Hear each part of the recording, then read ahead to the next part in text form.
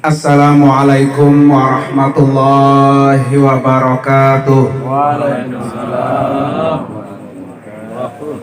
Bismillahirrahmanirrahim.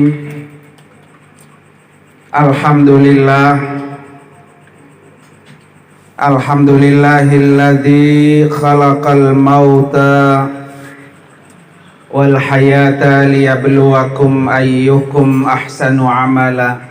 Para bapak-bapak, wabil khusus sahibul bait, sahibul musibah, yaitu Bapak Sakrodin beserta putra dan putrinya.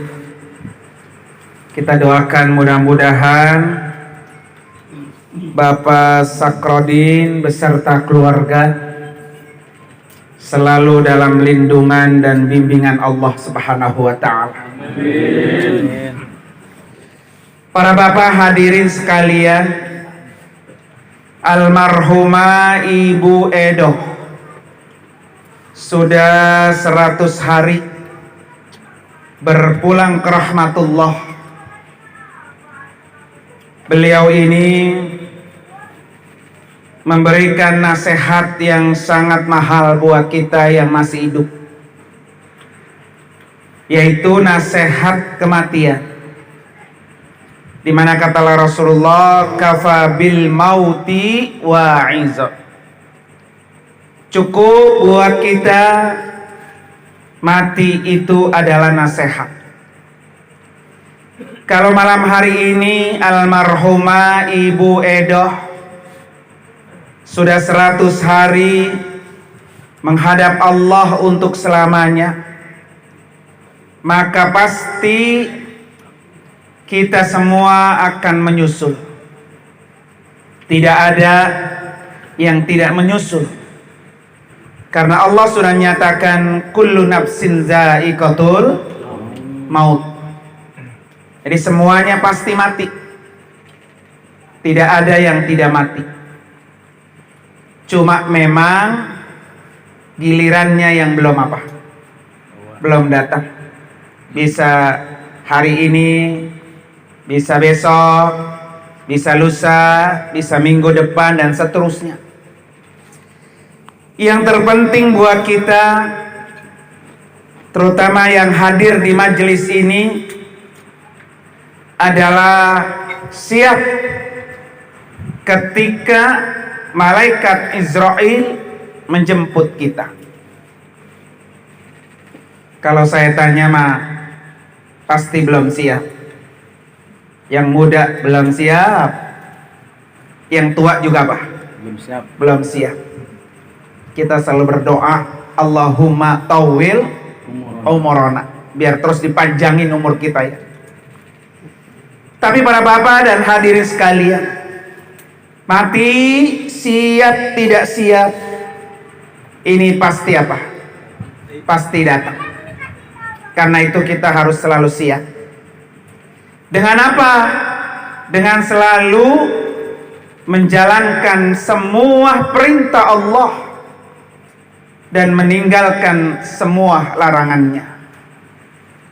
Maka insya Allah, kalau kita ingat terus menerus besok mati, bahkan kata satu riwayat dinyatakan, kalau orang sehari 20 kali ingat mati, maka dia tercatat mendapatkan matinya mati syahid. Banyak mati syahid. Karena itu terus kita ingat. Malam ini kita duduk bareng, belum tentu besok kita bisa kumpul lagi. Karena belum tentu juga besok kita sudah dipanggil oleh Allah Subhanahu wa ta'ala. Ini nasihat yang sangat mahal dari almarhumah Ibu Edoh. Karena itu kita siap-siap, giliran kita besok akan datang. Makanya Nabi, ketika Nabi berziarah ke Baqi, dekat rumah beliau, berziarah melihat makom di Baqi, Kata Nabi, wa inna insyaallah bikum lahikun. Selalu begitu Rasulullah bilang, insyaallah kami akan menyusul kalian.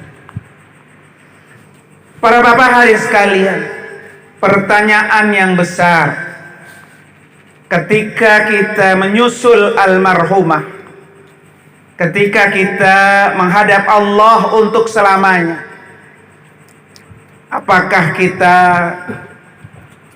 kategori masuk surga, apa kategori masuk neraka? Pengennya masuk apa? Surga.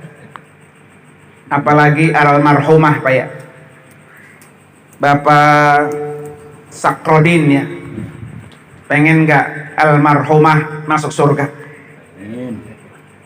Apalagi putra putrinya ya, pengen. Maka ada 3 kunci kalau istri kita ingin masuk surga. Kunci yang pertama dari Ummu Salamah, dari Rasulullah sallallahu alaihi wasallam.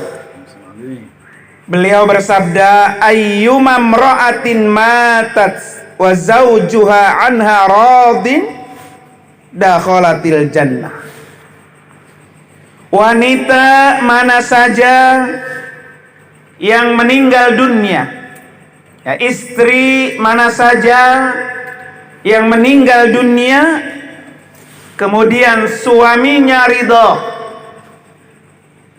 maka tidak ada lain, istri itu pasti masuk ke dalam apa? Surga.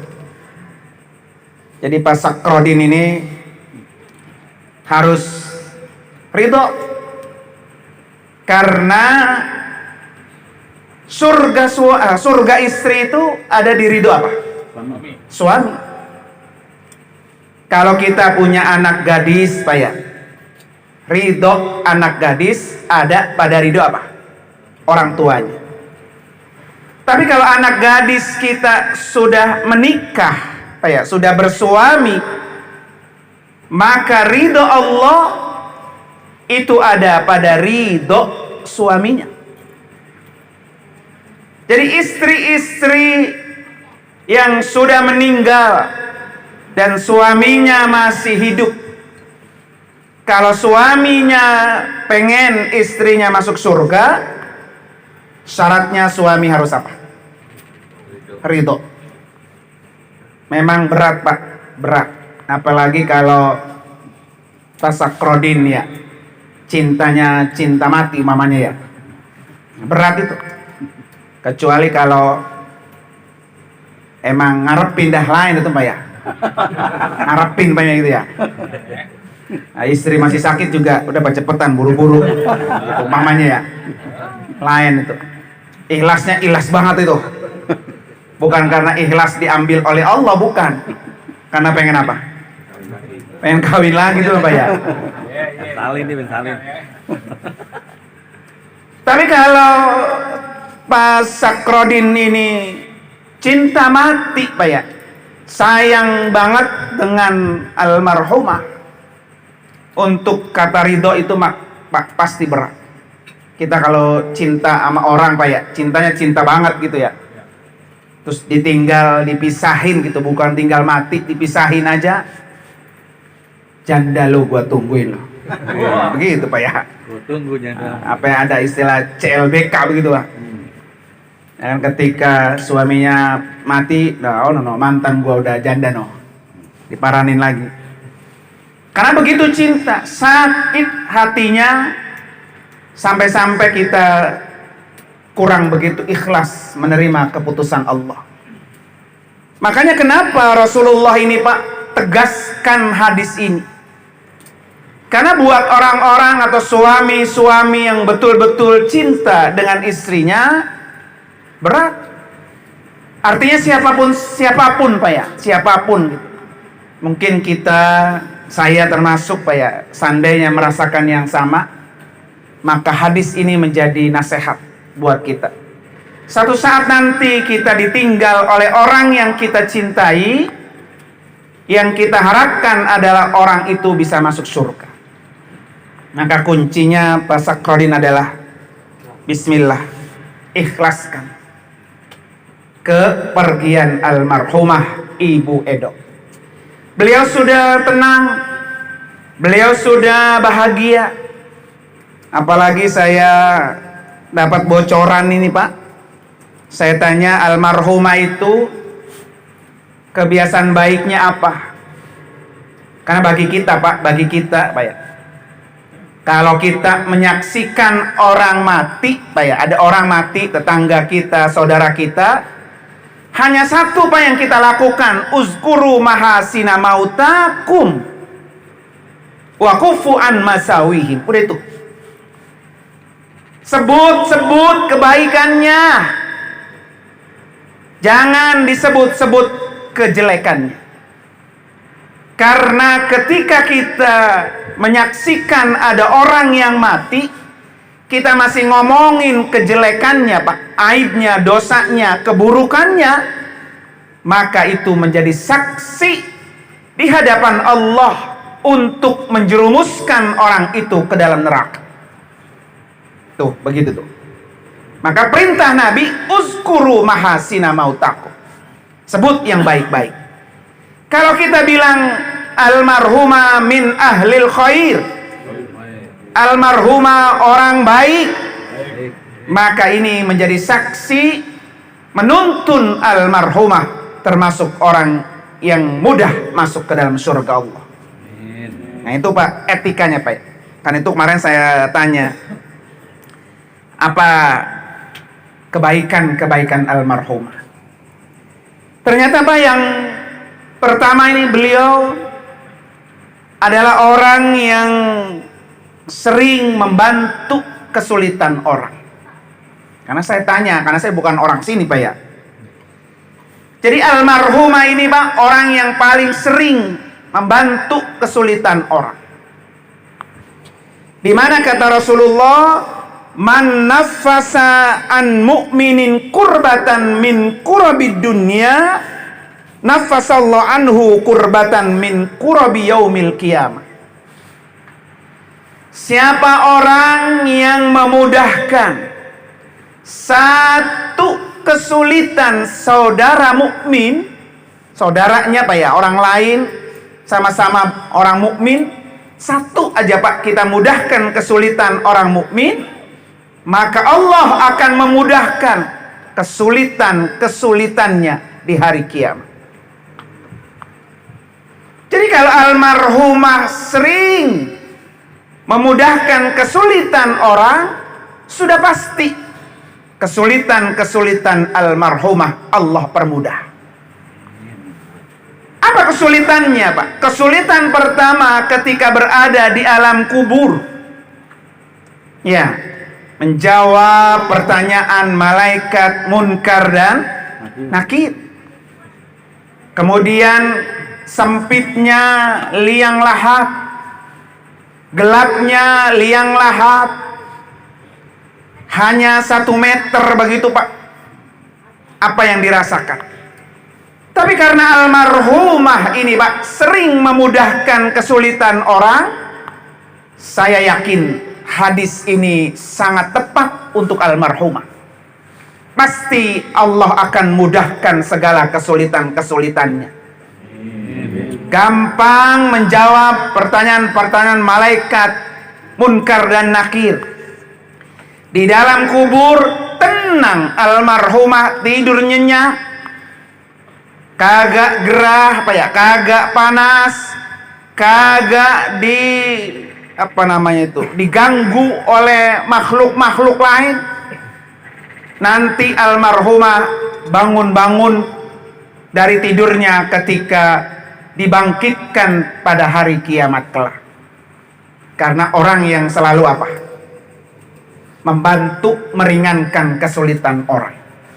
Nah ini yang saya bilang tadi, nasihat. Nasihatnya buat kita adalah ketika kita ingin dimudahkan kesulitan kita, maka sering-sering memudahkan kesulitan apa? Orang lain. Udah segitu aja tuh prinsipnya. Gampang Pak ya. Bukan hanya kesulitan di alam kubur, bukan hanya kesulitan di dunia, bukan hanya kesulitan di akhirat, kesulitan kita sehari-hari, Pak. Namanya orang hidup kan pasti banyak menemui apa? Kesulitan. Sulit cari kerjaan, sulit urusan ini, sulit urusan itu, Pak ya. Kalau ingin urusan-urusan kita di dunia, Pak, digampangkan oleh Allah, maka kuncinya apa? Menggampangkan urusan orang lain ketika kita berurusan. Dan kadang-kadang, Pak, sebaliknya. Di majelis kayak gini, ya ada bapak itu, bubrek dah urusan dah. Jadi orang udah tahu Pak itu, Pak. Kalau ada dia urusan jadi apa? Ribet. Nah, gitu kan? Jadi sebaliknya, kalau ada orang yang ribetin orang, Pak ya, keberadaannya aja, Pak, udah nggak disukain sama teman-temannya, maka orang ini juga akan dipersulit urusan-urusannya oleh Allah Subhanahu wa Ta'ala. Sebetulnya gampang, Pak ya, konsepnya tuh. Konsep dari Nabi gampang, Pak. Kalau pengen hidup kita apa? Mudah. Udah, ada tetangga nggak bisa ini, butuh bantuan, udah, segera. Jangan pernah mengharap balasan orang yang kita bantu. Jangan pernah. Kadang-kadang kan kita begitu, Pak ya. Pasak Rodi minjem duit apa? Umpamanya ya. Berapa? 100.000 gitu, Pak ya. Dan mati kita, kalau gua susah, lu kagak bantu gua, awas. Nah, gitu, Pak ya. Jadi ada yang diapain? Ada yang diarep. Itu namanya bantunya nggak apa tuh? Nggak ikhlas. Jadi kalau kita menolong orang, balasan terbaik hanya balasan Allah, bukan balasan orang yang kita tolong. Kalau dia mau balas, Pak, ngapain dia minta tolong sama kita? Nah, konsepnya begitu, Pak. Makanya di penghujung hadis ini, Pak, kata Allah apa? Wallahu fi aunil abdi maka nal abdu fi auni akhihi. Jadi Allah itu akan selalu menolong hambanya selama hambanya selalu menolong apa? Saudaranya. Dah, tuh. Hadisnya ini familiar banget ini, Pak. Hadisnya sudah terkenal banget ya. Karena hadis ini diriwayatkan oleh Imam apa? Muslim. Sahih. Kalau ini, Pak, menjadi moto hidup kita, Pak ya. Pokoknya kalau kita pengen ditolong Allah, ya sering-seringlah menolong apa? Orang. Maka saya yakin almarhumah Ibu Edo ini pasti ditolong oleh Allah dari segala kesulitannya. Amin. Nah, ini nasihat yang sangat mahal, Pak ya, buat kita. Bisa enggak kita seperti almarhumah? Kemudian bocoran yang kedua, Pak, bahwa almarhumah ini adalah termasuk istri yang sangat taat dengan suami. Betul begitu, Pak Sakrodin. Sangat taat dengan suami, Pak. Ini istri calon penghuni surga, Pak. Ya, kan saya bilang tadi, ridho Allah akan datang kepada istri kalau suaminya apa tuh? Ridho. Jadi mencetak, Pak, mencari istri yang taat sama suami, ini pekerjaan yang sangat berat, Pak. Jangankan yang bukan ustadz, Pak ya. Yang ustadz juga, Pak, PR-nya tambah berat. Kadang-kadang makanya ada isi bininya ustadz gitu begitu tuh. Nah, begitu, Pak ya. Dia karena tahu hukum, Pak, dikasih sama Allah yang apa? Pemberatan. Ya kan? Lebih berat ya. Bukan gemuk, Pak. Enggak gemuk. Gemuk mah beratnya di kasur ntar ya. Jadi semakin apa tuh namanya ya, kita semakin percaya dengan kodrat Allah, Pak ya, maka kita semakin berat dikasih apa tuh? Dikasih cobaan. Ada satu apa ini Pak ya? Satu kisah Pak. Sebagai wanita inspirasi Pak. Mudah-mudahan kita bisa Pak ya. Ini sebetulnya Pak cerita kisah ini buat ibu-ibu nih. Ya, tapi suami kan imamnya ibu. Ya Pak ya. Ini saya rekam ini ceramahnya ini. Satu hari Pak, Fatimah putri Rasulullah Pak ya. Fatimah Zahra. Beliau suaminya adalah Ali bin Abi Thalib. Putri Rasulullah Fatimah bertanya kepada Nabi, "Ya Rasulullah, siapakah perempuan yang masuk surga pertama kali?" Nah, ini pertanyaannya luar biasa Pak ya. Dalam hati Fatimah pengennya disebut namanya, karena beliau wanita yang solehah Pak, taat sama bapaknya, taat juga sama suaminya. Lalu Nabi menjawab, wanita yang pertama kali masuk surga bernama Muti'ah. Fatimah kaget, kenapa bukan nama saya ya? Sementara saya kan putrinya Rasul. Gitu Pak ya. Mendengar jawaban itu Pak, akhirnya Fatimah timbul keinginan untuk menemui Muti'ah. Ya kan? Saya pengen belajar. Kenapa sih Muti'ah ini sampai Nabi sebut orang wanita yang pertama kali masuk apa? Surga. Akhirnya Fatimah minta izin sama suaminya Ali bin Abi Thalib, ingin silaturahmi kepada Muti'ah. Diajaklah tuh anaknya yang kecil, Hasan. Kan Fatimah punya anak kembar ya, Hasan dan Husain. Kecil Pak, masih digendong, diajak, ya kan, untuk bersilaturahmi ke rumah siapa? Muti'ah. Kemudian ketika sampai di depan rumah Muti'ah, Fatimah seperti biasa, "Assalamualaikum." Kata Muti'ah dari dalam, "Waalaikumsalam." "Siapa di luar?" Kata Fatimah, "Saya Fatimah putri Rasulullah." Gitu Pak. Jadi kalau orang beretika begitu Pak. Jadi belum dibukain dulu, ditanya yang datang siapa. Itu kan kalau orang sekarang kan, jangankan di suaranya Pak ya, jilbabnya apa rambutnya udah emak-emakan Pak ya. Apa kata Muti'ah Pak ketika dia tahu yang datang putri apa? Rasulullah. Kata Muti'ah, "Alhamdulillah, alangkah bahagianya rumah saya didatangi putri Rasulullah." Itu belum ketemu orang ya Pak, masih suaranya doang, masih di luar tuh Fatimah ya. Kemudian Muti'ah bertanya, "Ya Fatimah, engkau datang sendiri?" Kata Fatimah, "Saya datang sama Hasan, anak saya." Apa jawabnya Muti'ah Pak? "Mohon maaf Fatimah, saya belum dapat izin dari suami saya menerima laki-laki. Kalau perempuan boleh." Tuh Pak. Ya kan, kata Fatimah, "Ini Hasan, anak saya masih kecil." Kata Muti'ah, "Hasan laki-laki." Akhirnya nggak dibukain tuh Pak pintu. Pulang Fatimah. Ya kan, penasaran kan Fatimah, masih pengen ketemu jawabannya Pak. Kenapa Muti'ah ini orang yang pertama kali masuk apa? Surga.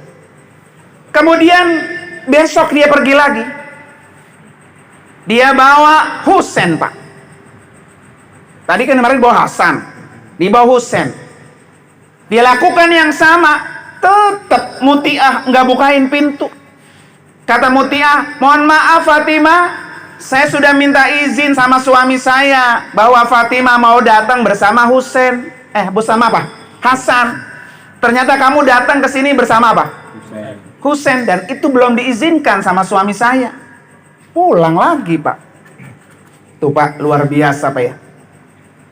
Putri Rasulullah. Akhirnya Bapak sekalian, hari berikutnya Fatimah datang dan sudah sampaikan sama Mutiah kalau lusa saya akan datang bersama Hasan dan Husain. Diizinkan sama suaminya, masuklah. Siapa tuh? Fatimah bersama Hasan dan Husain. Apa yang dilihat Fatimah, Pak?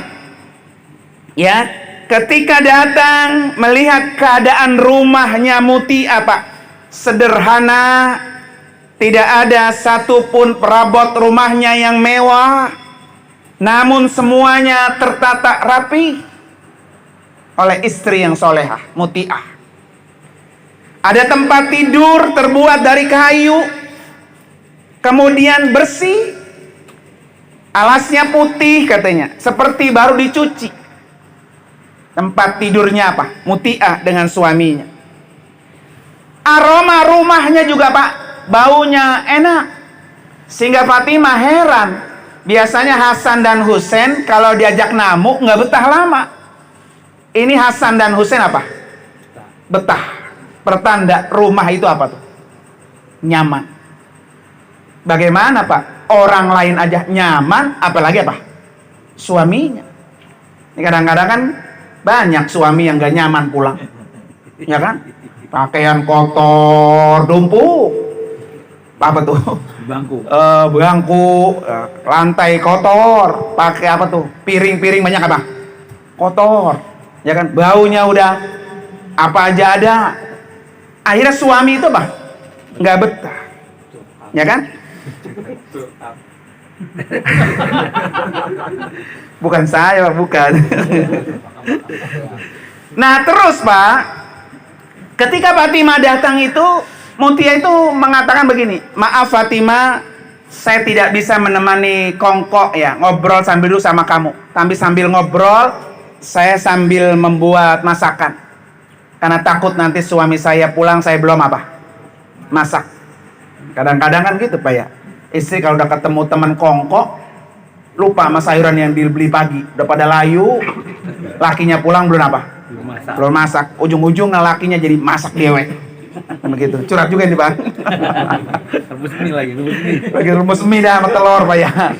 Ini gara-gara bini apa? Sibuk kongkok sama tetangga. Yang lebih parah lagi sibuk sama apa? HP. Ayo aja dia main TikTok-an, Pak ya. Nah, pada saat Pak mendekati tengah hari, sudah rampung dah tuh Mutiah masak, Pak. Kemudian Mutiah tata masakannya di meja. Yang lebih membuat aneh Fatimah, Pak, setelah masakan itu rapi, di samping masakan, Pak, disediakan cambuk sama Mutiah. Akhirnya Fatimah bertanya, emang suami kamu kerja apa? Kata si Mutiah, di ladang. Pengembala gitu kan?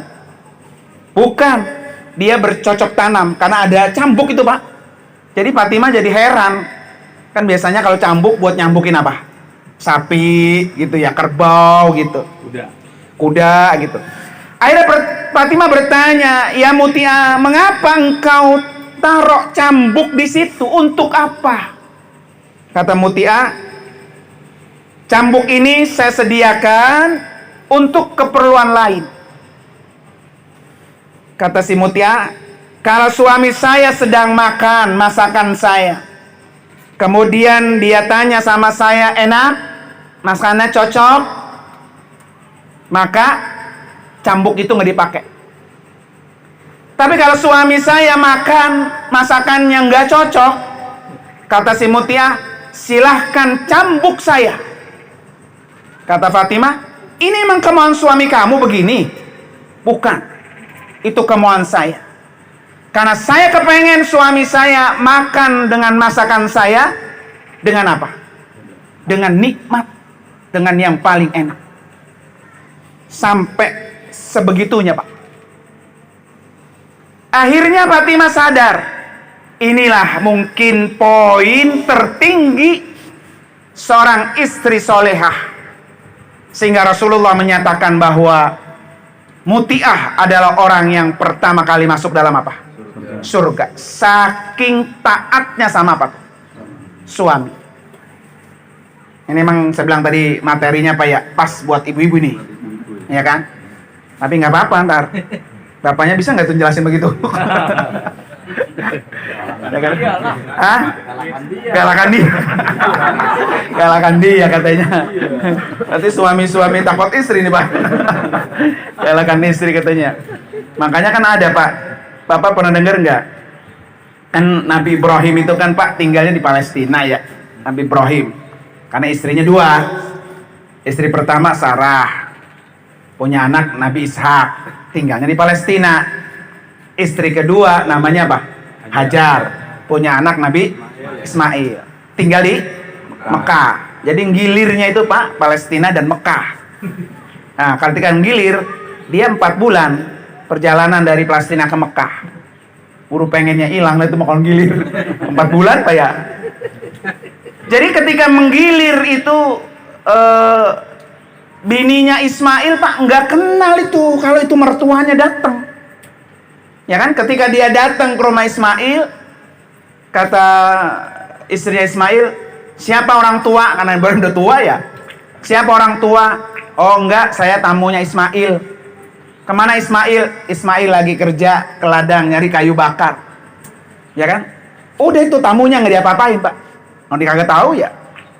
Lama nungguin itu Nabi Ibrahim Pak ya, nggak pulang-pulang Ismail. Nabi Ibrahim bilang apa? Nanti salam sama Ismail. Tolong tiang pintunya suruh ganti. Tiang pintu rumah suruh apa?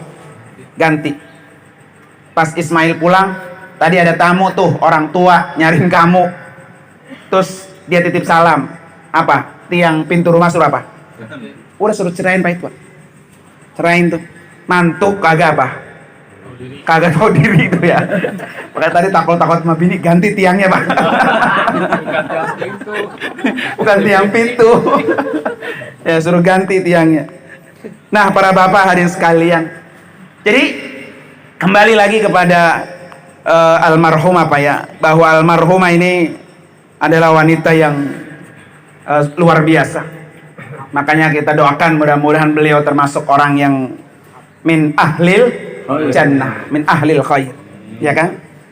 Apalagi almarhumah ini Pak, kalau kata hadis Rasulullah, idza shallatil mar'atu khamsaha, wanitanya, istrinya sholat 5 waktu, wa shamat syahraha, wa ramadan, wa hassanat farjaha, pelihara kemaluannya.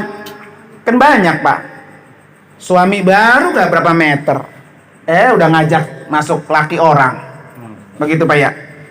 Jadi kalau selama istri hasanat farjaha, kemaluannya dipelihara hanya untuk suaminya Pak ya, wa ata'at ba'laha, kemudian dia juga taat kepada suaminya, maka kata Nabi, dakhalat min ayyi abwabil jannah sya'at.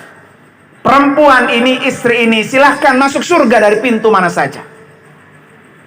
Nah ini luar biasa Pak ya. Jadi almarhumah insya Allah beliau akan masuk surga dari pintu mana saja. Karena termasuk istri yang taat sama apa? Sama suami. Jadi kalau pas sakrodin nyari lagi ya nggak akan pernah serupa. Ya nggak akan pernah serupa. Tapi seandainya, umpamanya seandainya Pak ya, namanya lanang Pak ya, kan pasti apa? Pengen Pak sakrodin. Pak sakrodin pengen nikah lagi. Ya. Itu udah jangan aja, sampai itu jangan itu. Ya. Secara hukum Pak, secara hukum nih ya saya ngomongnya ya. Mau istri yang mati suami kawin lagi boleh. Mau suami yang mati istri kawin lagi juga apa? Boleh. Secara hukum. Apalagi suami nggak pakai iddah. Ya kan, tanahnya masih basah juga boleh. Ya kan Pak? Walaupun secara hukum Pak tidak perlu izin ke siapapun. Ya kan? Tapi kan kita pertimbangkan juga kerukunan, kenyamanan, kemudian kebahagiaan. Buat apa Pak Sakrodin menikah lagi kalau akhirnya sama anak jadi berantem? Umpamanya ya, gitu kan? Maka lebih baik temennya tasbih dah, gitu ya, tasbih dah. Atau umpamanya juga Pak, anak juga harus mengerti. Nah, ini. Ya. Bapak-bapak itu. Jadi kadang-kadang ada hal yang tidak bisa anak bantu. Ada hal yang emang kata orang begini, apa sih Bapak kurangnya? Ya, semua ada. Kami Pak, anak-anak Bapak siap melayani Bapak. Tapi ada satu yang tidak bisa dilayani. Nah ini barangkali yang perlu juga dipikirin, dipahami, ya kan? Daripada nanti Pak Sakrodi jajan, nah kemana-mana, umpamanya kan? Nah, ini juga kan berbahaya semua. Orang Andre. Tapi yang terpenting Pak Sakrodi ya gelar sejadah, sholat hajat, minta sama Allah. Nanti Allah yang maha merubah segalanya. Ya maha merubah segalanya. Ya Allah, kalau memang saya harus punya pendamping lagi dan itu baik di matamu, maka bukain jalannya.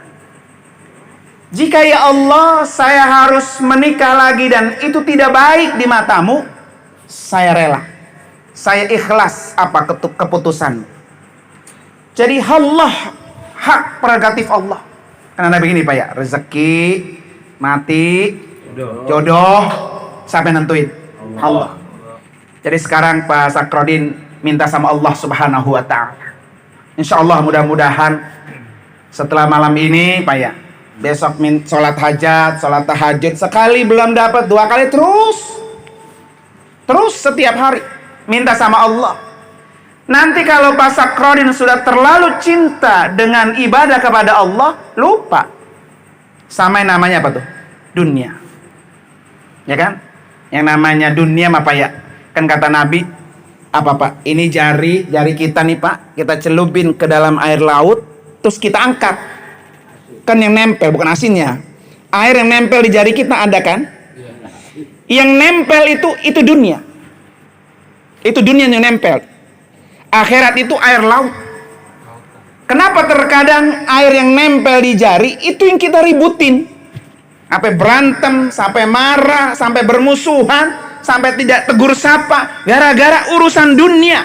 Padahal dunia itu ibarat air cuma nempel di jari saja.